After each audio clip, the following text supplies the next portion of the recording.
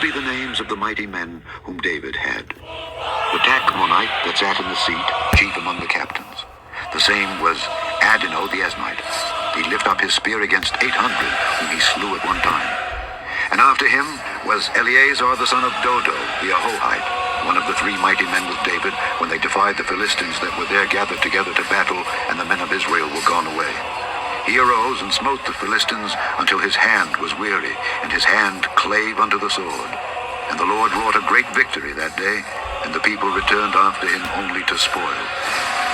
And after him was Shammah the son of Agi, the Harodite. And the Philistines were gathered together into a troop, where was a piece of ground full of lentils, and the people fled from the Philistines. But he stood in the midst of the ground, and defended it, and slew the Philistines. And the Lord wrought a great victory. And 3 of the 30 chief went down and came to David in the harvest time unto the cave of Adullam. And the troop of the Philistines pitched in the valley of Rephaim. And David was then in an hold, and the garrison of the Philistines was then in Bethlehem. And David longed and said, Oh, that one would give me drink of the water of the well of Bethlehem, which is by the gate. And the 3 mighty men brake through the host of the Philistines, and drew water out of the well of Bethlehem that was by the gate, and took it and brought it to David. Nevertheless, he would not drink thereof, but poured it out unto the Lord. And he said, Be it far from me, O Lord, that I should do this. Is not this the blood of the men that went in jeopardy of their lives? Therefore he would not drink it. These things did these 3 mighty men.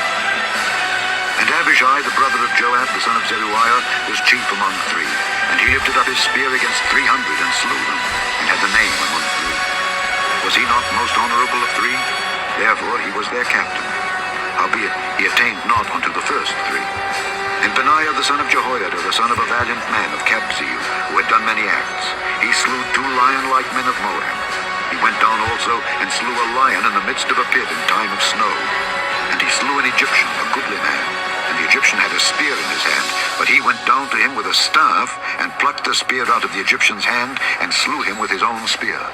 These things did Benaiah the son of Jehoiada, and had the name among 3 mighty men.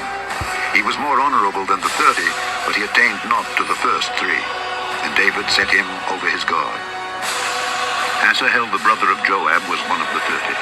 Elhanan the son of Dodo of Bethlehem. Shammah the Harodite. Elika the Harodite. Helez the Peltite. Ira the son of Ikesh the Tekoite. Abiezer the Anathothite. Nabani the Hushite. Zalman the Ahohite. Naharai the Netophathite. Heleb the son of Baanah, a Netophathite. Ittai the son of Ribai out of Gibeah of the children of Benjamin. Benaiah the Pirathonite. Hidai of the brooks of Gaash. Abialbon the Arbathite. Asmaveth the Barhumite. Eliabah the Shaalbonite of the sons of Jashan. Jonathan. Shammah the Harodite. Ahiam the son of Sherah the Harodite. Eliphalet the son of Ahasbai, the son of the Maacathite. Eliam the son of Ahithophel the Gilonite. Hezrai the Carmelite. Peorai the Arbite. Igol the son of Nathan of Zobah. Bani the Gadite. Zelek the Ammonite. Naharai the Beerothite, armor-bearer to Joab the son of Zeruiah. Ira an Ithrite. Gareb an Ithrite. Uriah the Hittite. 37 in all.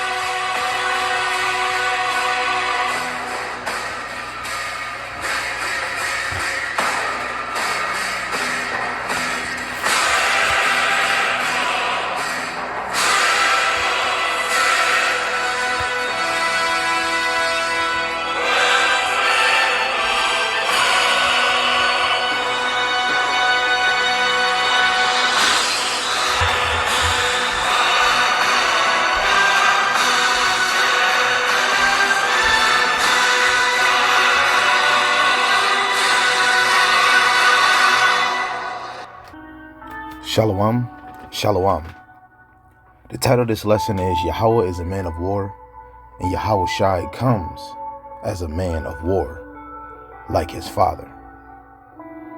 I want to give all praises, glory, and honor to Yahawah, by Hashem, Yahawashi, by Hashem, Rakakwadash, and double honors to the elder apostles and the elders of Great Millstone who rule well and teach well through the Spirit, and a mighty Shalom to the hopeful elect that are scattered 4 corners of the earth, teaching his word and believing his word, Lord willing, as a whole, that you all continue in sound doctrine and in the same spirit.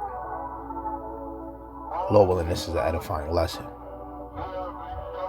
The scriptures reveal that the Most High is not only merciful, long-suffering, and righteous, but also a mighty warrior who fights for his people and judges his enemies. Likewise, his son comes in the same authority and power to execute the Father's judgment. Let's go to the book of Exodus, the 15th chapter. Exodus 15:3. The Lord Yahawah is a man of war. The Lord Yahawah is his name. After delivering Israel through the Red Sea and destroying Pharaoh's army, Moses declared that the Lord Yahawah is a man of war. This does not mean he delights in violence for his own sake, but that he wages righteous war against evil, oppression, and those who rebel against his will.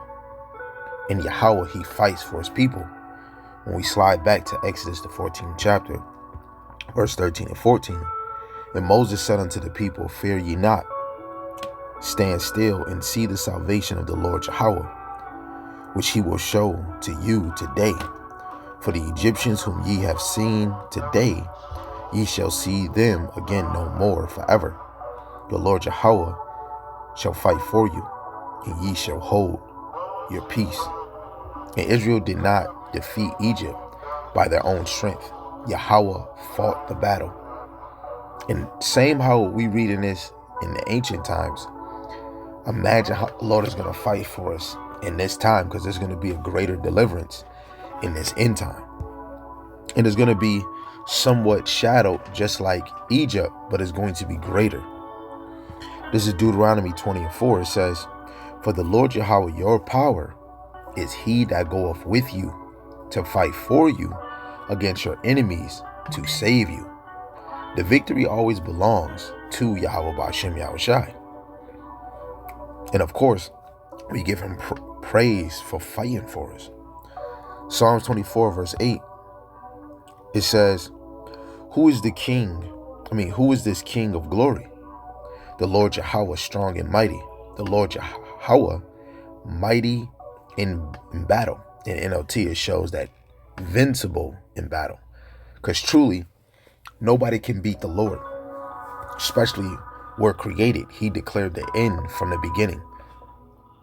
And it's rulers that thought they put Egypt in captivity by their own might. And it was really ordained by the heavens. That's why it was so easy. But Yahawashi Ba'Shem Yahawashi is also merciful, but judgment does come. And many only want to speak of the Most High's love, yet they ignore his justice. Because if it was just all love, it wouldn't really just be corrections and consequences. And those chastisements is love. So this is Nahum chapter 1, verse 2 and 3. The Most High is jealous, and the Lord Yahawah revengeth, and is furious. The Lord Yahawah will take vengeance on his adversaries, and he reserveth wrath for his enemies. The Lord Yahawah is slow to anger, and great in power, and will not at all acquit the wicked. The Lord Yahawah have his way in the whirlwind, and in the storm, and in the clouds are the dust of his feet. Mercy is extended for repentance, but unrepentant wickedness brings in that judgment. This is Sirach, Ecclesiastes chapter 16, verse 11 to 13. And if there be one stiff neck among the people, it is marvel if he escape unpunished, for mercy and wrath are with him. He is mighty to forgive and to pour out displeasure. As his mercy is great, so is his correction also. He judgeth a man according to his works. The sinner shall not escape with his spoils, and the patience of the godly shall not be frustrated. So the same power who forgives also corrects and judges. And Yahawashi comes in the Father's authority. Yahawashi perfectly reflects his Father. Like father, like son. Let's slide to St. John, the 5th chapter, in verse 19. And the reason says, Then answered Yahawashi and said unto them, Verily, verily, I say unto you, the Son can do nothing of himself, but what he seeth the Father do. For what things soever he doeth, these also doeth the Son likewise. In the NLT, so Yahawashi explained, I tell you the truth, the Son can do nothing by himself. He does only what he sees the Father doing. Whatever the Father does, the Son also does. You hear that? Whatever the Father does, the Son can do. Wait, let me get one. The word Christ in this verse, Revelation 1:18. I am he that liveth and was dead, and behold, I am alive forevermore. Amen, and have the keys of hell and death. This is a very important because what we just talked about. That Yahawashi can do the same thing as the Father. When you get this word for keys, Christ, G2807, since the keeper of the keys has the power to open and to shut, the metaphor in the New Testament to denote power and authority of various kinds. Yahawashi can close and open up the door of death and hell. The same with the Father. Right? Yahawashi can send angels down and destroy this whole thing if you want to. The same as the Father. That's amazing. St. John chapter 14 verse 9. It says, And Yahawashi saith unto him, Have I been so long time with you, yet hast thou not known me, Philip? And he that hath seen me hath seen the Father. How sayest thou then, Show us the Father? Yahawashi came out the Father's will in both mercy and judgment. And look at this. Beautiful descriptions of Yahawashi, which is a reflection of Yahawah. 1 Corinthians 1:24. But unto them which are called, both Jews and Greeks, Hamashiach, the power of Elohim and the wisdom of Elohim. Or, the power of the Most High and the wisdom of the Most High. He is the reflection of the Father. Yahawashi is returning as a warrior. So his first coming emphasized humility and sacrifice. His first coming emphasized humility and sacrifice. What we should be doing now, humility and sacrifice. I shouldn't be a damn thorn on Esau when we at work. We're already a thorn. All we got to do is teach. We're warriors, we're samurais, we're chiefs, we're captains when we pick up that word to teach. That's it. Isaiah chapter 53 and verse 7. And it reads, it says, He was oppressed and he was afflicted, yet he opened not his mouth.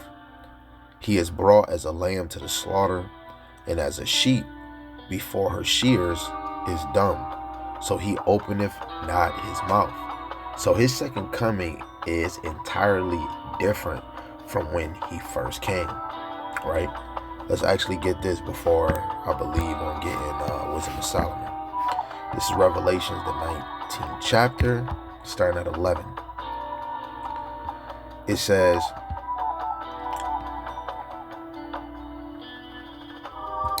I'll just start at 11. It says, And I saw having opened and behold, a white horse. This is Yahawashi on a chariot, in a chariot. And he that sat upon him was called faithful and true, and in righteousness, and he doeth judge and make war. And his eyes were as flame of fire, and on his head were many crowns. Many crowns, because when Yahawashi come, he's taking down all the kingdoms before his kingdom. And he had, and really, which is another symbolic for King of Kings, Lord of Lords. And he had a name written that no man knew but he himself. And that name is going into rank and authority. Nobody knew his rank and authority. But we can see plainly through the scriptures now the role of Yahawashi. Through the Spirit we can. It says, and he was clothed with a vesture dipped in blood, and his name is called the Word of the Most High. And the armies which were in heaven followed him upon white horses. Even the angels are going to be in chariots, clothed in fine linen, white and clean. and out of his mouth goeth a sharp sword, which whatever Yahawashi say is going to be done. A sharp sword. The same when the Lord said heaven and the earth, that his words is a sharp sword, that with it he should smite the nations, and shall rule them with the rod of iron, and he shall tread the winepress of the fierceness and wrath of the Almighty power. And he have on his vesture, on his thigh, a name written, King of Kings and Lord of Lords. And that's what he's going to actually be. Yahawashi is not returning to be judged. He is returning to judge. Right? And let's get this one just because of that. Wisdom of Solomon, the 18th chapter, in verse 14. It says, for a while all things were in quite silence, and that night was in the midst of her swift course. The Almighty word leaped down from heaven out of thy royal throne, as a fierce man of war, into the midst of the land of destruction. And that's Babylon, but he's coming to this world. He's going to Israel. He's coming to Babylon, right? And he's going to bring forth judgment. And Yahawashi will destroy the nations that oppose them, right? Because he's going to come with the anger of his Father. Right? Don't think the Lord is in the heavens and he's not upset, you know? This is Isaiah chapter 63, verse 1. It says, who is this that cometh from Edom with thy garments from Basra? This did not happen, but this is something that's already done. Because if Isaiah is seeing it through the Spirit, it's already done. This that is glorious in his apparel, traveling in the greatness of his strength. I that speak in righteousness, mighty to save, wherefore art thou red in thy apparel, and thy garment like him that treadeth in the winepress. I have trodden the winepress alone, and of the people there was none with me. For I will tread them in my anger, and trample them in my fury, and their blood shall be sprinkled upon my garments, and I will stain all my raiment. And this is not literal him stepping and breaking grapes, right? It's just when Yahawashi come, blood is going to be on his hand, right? There's going to be so much blood that's going to be shed, really for Yahawashi to bring forth his kingdom. In verse 4 it says, for the day of vengeance is in my heart, and the year of my redeemed is come. Right? Vengeance is on the mind of Yahawah and Yahawashi. It's in their heart. So don't think, they're just all loves and hugs. Yeah, only for the elect, because it's predestined. They're going to get salvation. But the judgment that's going to come, the Lord is angry. Vengeance is in his heart. It's on his mind. Well, what did that do say? I got murder on my mind. The Lord got judgment on his mind. And I looked, and there was none to help. And I wondered that there was none to uphold. Therefore, my own arm brought salvation unto me. In my fury, it upheld me. And I will tread down the people in my anger, and make them drunk in my fury. And I will bring down their strength to the earth. So the stained garments symbolize the judgment of you nations. 2nd Ezra, the 13th chapter. And y'all gonna be at battle with each other. But when you see Yahawashi, y'all gonna be so scared and so shook. Y'all all gonna turn and try make war with Yahawashi. Because, this world has never, especially in this side, seen the Lord or anything come in face value. That's going to be shocking. That's going to be a strange scene. And this is going to be beyond Project Bluebeam, right? Because it's going to be the real deal. And those that are connected to the Lord, the Spirit is you're going to already know in that time. So 2 Thessalonians chapter 1, verse 7, it says, unto you who are troubled, rest with us, when the Lord Yahawashi shall be revealed from heaven with his mighty angels, in flaming fire, taking vengeance on them that know not the Most High. The flaming fire is that concentrated fire, laser beams that's going to come out the chariot, and the missiles, because the missiles, the Lord is going to have his Spirit upon, right? Because it says and flaming fire, taking vengeance on them that know not the Most High, and that obey not the gospel of our Lord Yahawashi Mashiach. And when you go to Isaiah 54, the Lord said he created the smith, he created the waster, he created those weapons for the day of evil, right? Verse 9, who shall be punished with everlasting destruction from the presence of the Lord Yahawashi and from the glory of his power. Judgment belongs to the Son because the Father has committed it to him. And the Father has given judgment to the Son. Right, let's just get a precept to back it up. When we go to St. John, the 5th chapter, verse 22, it tells you, it says, for the Father judgeth no man, but have committed all judgment unto the Son. In the NLT, in addition, the Father judges no one. Instead, he has given the Son absolute authority to judge. And Yahawashi executes the Father's righteous judgment. And Yahawah, because I did this in another lesson, which Yahawashi is going to do when his kingdom is set up, because he's going to have a government underneath him, the 12 and the rest of the 144,000. But Yahawah truly shows us what is a true king. 2 Ezra 4:1, then the second that had power of the strength of the king began to say, O ye men, do not men excel in strength that bear rule over sea and land and all things in them, right? And when Yahawashi come into play, when he's about to establish his kingdom, the men, starting with Yahawashi down, we're going to excel in strength, and we're going to bear rule over the sea and the land. But if we was to look at Yahawah, he controls it all. But yet the king is more mighty, for he is the Lord of all these things, and have dominion over them, and whatsoever he commandeth them they do. So if we was to look at Yahawah as the top, everything underneath him is a servant, and it obeys. Whatever he says, we do. Even from the left-hand side to the right-hand side, angels, all the way to us low-level humans. And if he bid them make war, the one against the other, who the Lord declared the end from the beginning. He set up the Romans and the Greeks and all these wars. This was all in the Lord. And he was just sitting on his throne. They do it. If he send them out against the enemies, they go and break down mountains, walls, and towers. They slay and are slain, and transgress not the king's commandment. And if they get the victory, they bring all to the king, as well the spoil as all things else. This is a true king. Yahawah is the example of a king. And Yahawashi is following the footsteps of his father, because Yahawashi is going to establish his kingdom. And to establish your kingdom, we're going to physically take those rulers from their position.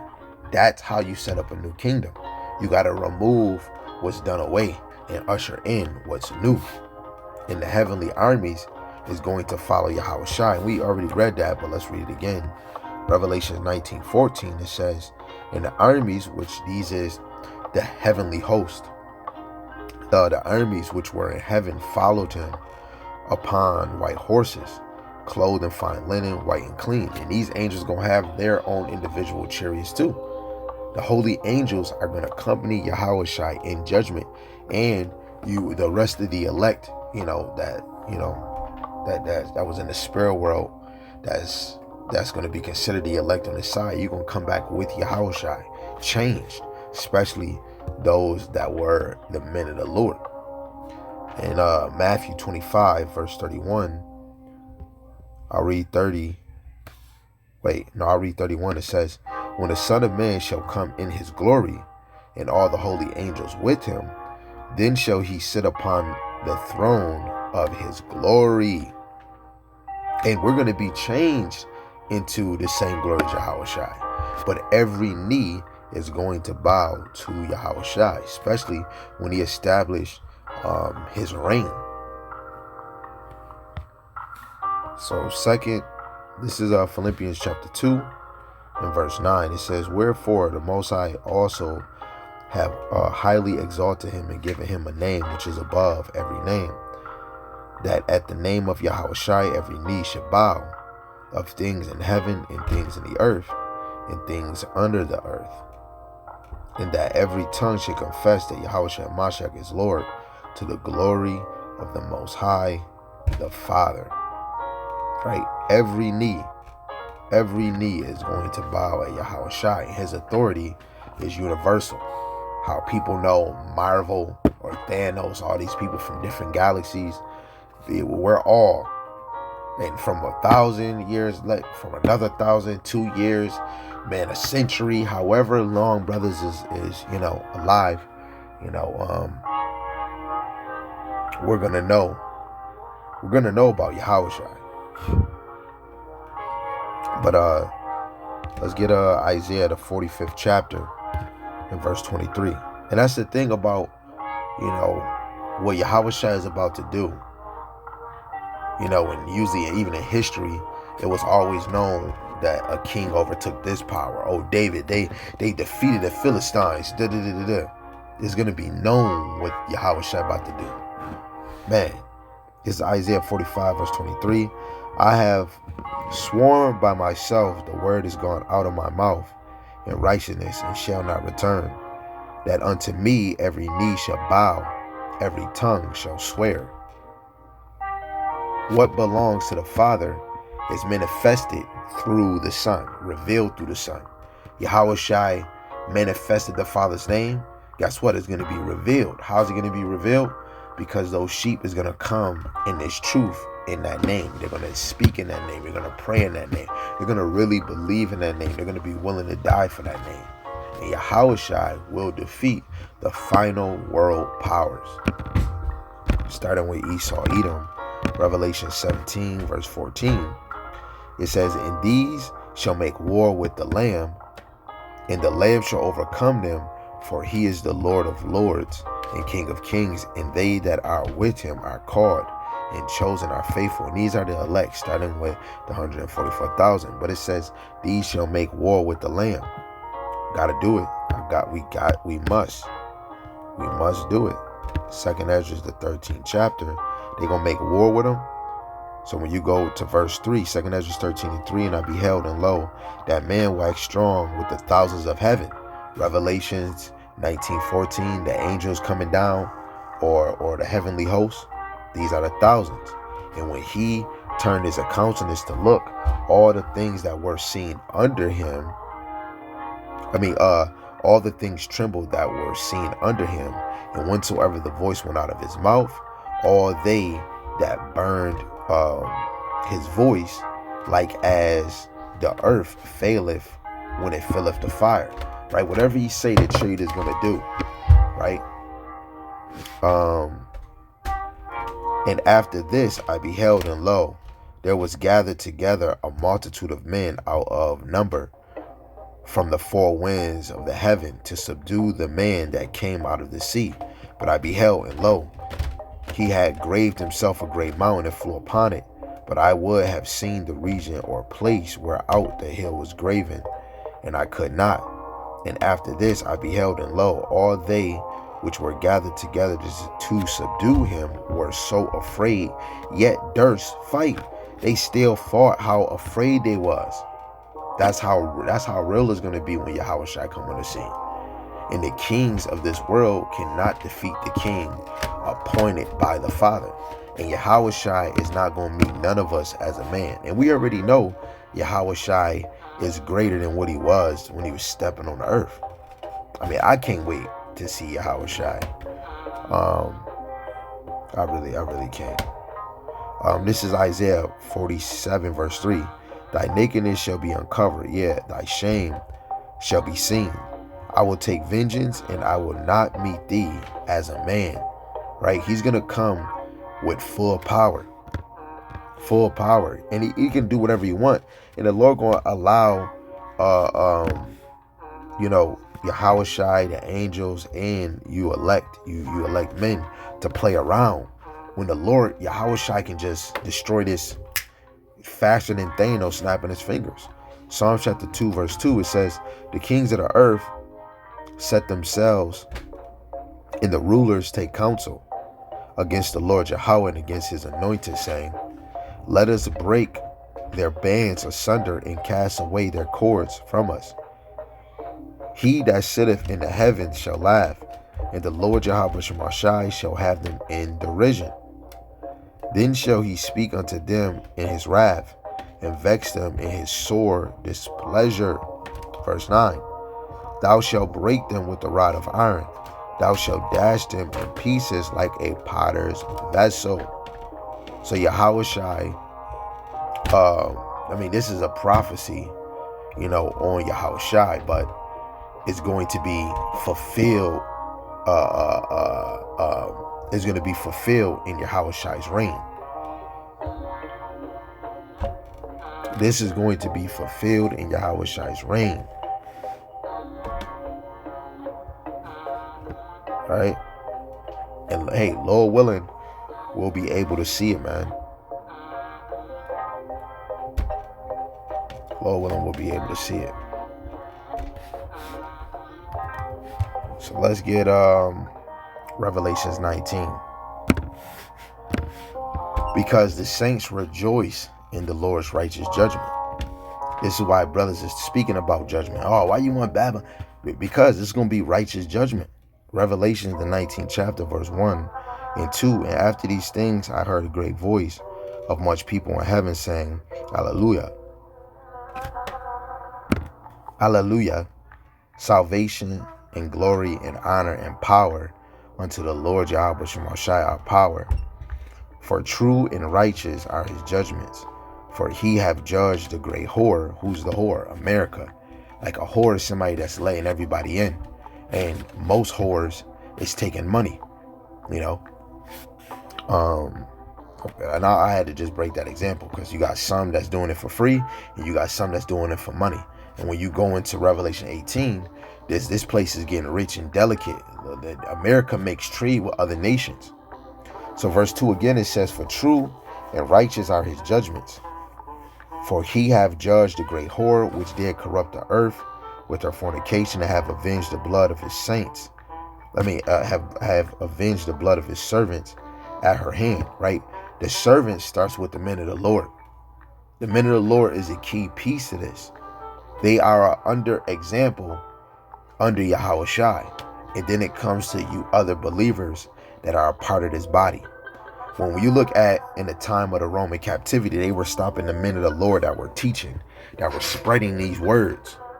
And even when you look at Wisdom of Solomon, the 5th chapter, right, this is going to be a strange salvation that these nations have not seen.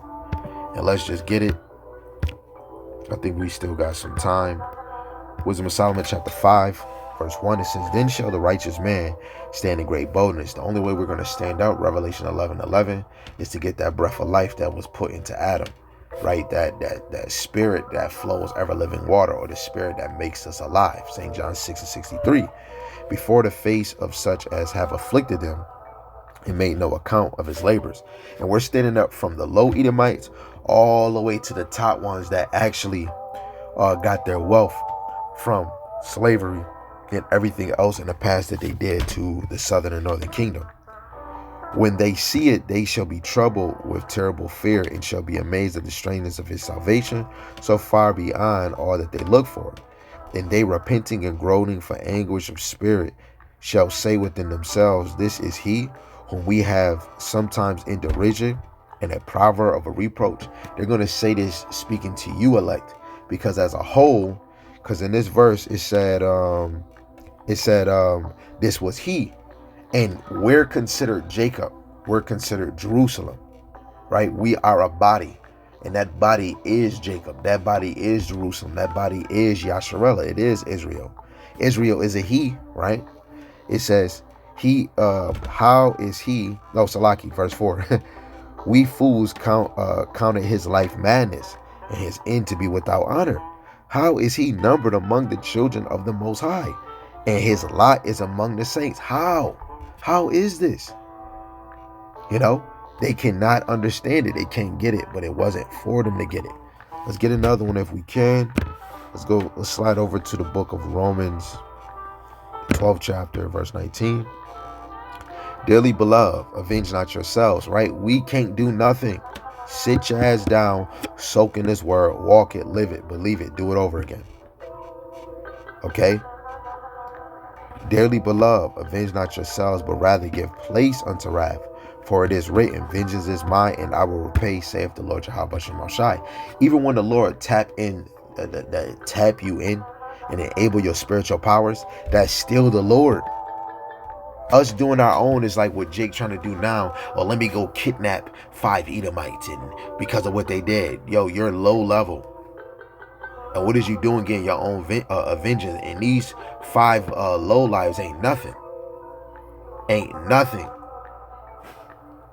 So, we need to understand that the scriptures reveal both the mercy and justice of Yahawah Ba'Shem Yahawashi and his patience, giving people opportunity to repent. Yet he also judges evil in righteousness. Yahawashi likewise first came in a with a humble mindset, or better word, humility, to offer salvation. And the New Testament teaches that he will return to execute the judgment entrusted to him by the Father. And believers are therefore called to imitate the Most High's character by showing mercy, pursuing righteousness, and leaving vengeance to him. Truly. That's why we got to be at peace with all men until that time comes. The Lord gonna give us the go when he enables us within. We could go into the scriptures, right? I might have to do a lesson on when did the believers know, the Lord was dealing with them, or when did the believers know the Spirit has quickened? They knew it, they felt it. Jeremiah said he felt the fire within him, and he started prophesying. So the same Lord who delivered Israel from Egypt and defended his people throughout the Holy Scriptures is Yahawah Ba'Shem Yahawashi, who will ultimately establish perfect justice. And we can see in the New Testament, it presents that Yahawashi as the one appointed by the Father to carry out that final perfect judgment. Perfect sacrifice, perfect judgment. Therefore, the call is to remain faithful, consistent, and diligent, and plant your feet and endure in righteousness, and trust that the Lord Yahawah Ba'Shem Yahawashi justice will prevail in his appointed time. Right? And when you go to Isaiah 32:1, it tells you that a king is going to rule in righteousness. Right? And actually, let's get that. This is Isaiah 32, verse 1. Behold, a king shall reign in righteousness, and princes shall rule in judgment. In the NLT, look, a righteous king is coming, and honest princes will rule under him. Right? And this is Yahawashi and the princes under him, from David, the 12 and the 144,000, which is the government, right? The mighty men. And the men of the Lord are just like the Father and the Son. Brothers is angry in the spirit, spiritually angry. Jake, we are very low in these fools' captivity, working at 9 to 5. We got to overcome, because Yahawashi came down here lower than the angels, just to be the example for us. Now we must be an example in front of the Lord, imitating Yahawashi. So all praises to the one true Pop, Yahawah Ba'Shem Yahawashi Ba'Shem HaKadosh. And again, the title of this lesson is Yahawah is a man of war, and Yahawashi came as a man of war like his father. Shalom, shalom, abad, babal.